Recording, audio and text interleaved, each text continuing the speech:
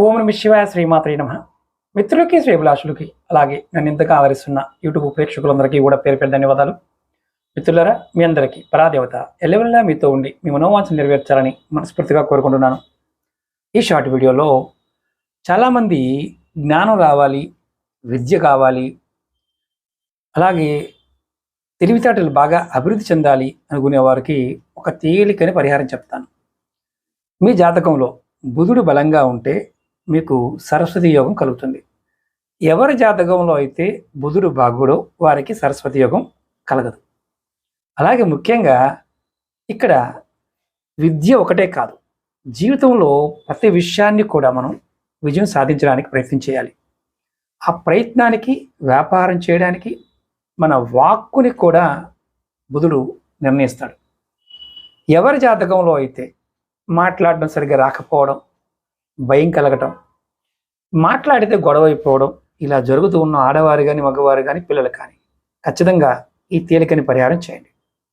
మీకు బుధగ్రహానికి సంబంధించిన మంత్రాన్ని చదువుకోవడం, అలాగే మీరు వీలైనంత వరకు మీ దగ్గర ఒక గ్రీన్ కలర్ కర్చీఫ్ కానీ, లోవర్స్ ఏదైతే అండర్వేర్లు కానీ ఇలాంటివి గ్రీన్ కలర్ వాడటం కానీ, అలాగే పచ్చగా ఉన్న మొక్కలకి నీరు పోయటం కానీ, అలాగే మనకి పెసలు దొరుకుతాయి, పెసలు వాటిని బుధవారం నాడు అంటే మామూలుగా ముందే నానబెట్టండి.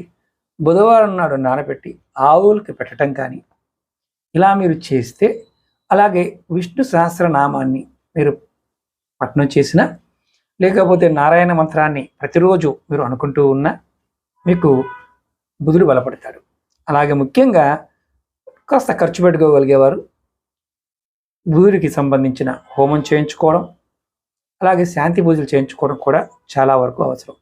వ్యాపారంలో కూడా ఉన్నతమైన స్థితి చేరుకోవాలంటే ఖచ్చితంగా బుధుడు మీకు యోగించాలి. చాలామంది చేతులకి ఉంగరాలు పెట్టుకుంటారు, పచ్చ కలర్ రాయి పెట్టుకుంటూ ఉంటారు కదా, దాని గురించి. ఒకవేళ మేము రాయి పెట్టుకోలేము అనుకునేవారు, మనం వీడియోలో కూడా దీపారాధన గురించి చెప్పాను, అది ప్రయత్నం చేయవచ్చు. లేకపోతే మీరు మీ దగ్గర ఎప్పుడు కూడా ఒక గ్రీన్ కలర్ కర్చీఫ్నైనా దగ్గర పెట్టుకోండి, ఖచ్చితంగా మీకు మార్పు వస్తుంది. అలాగే చదువు కూడా వంట పడుతుంది.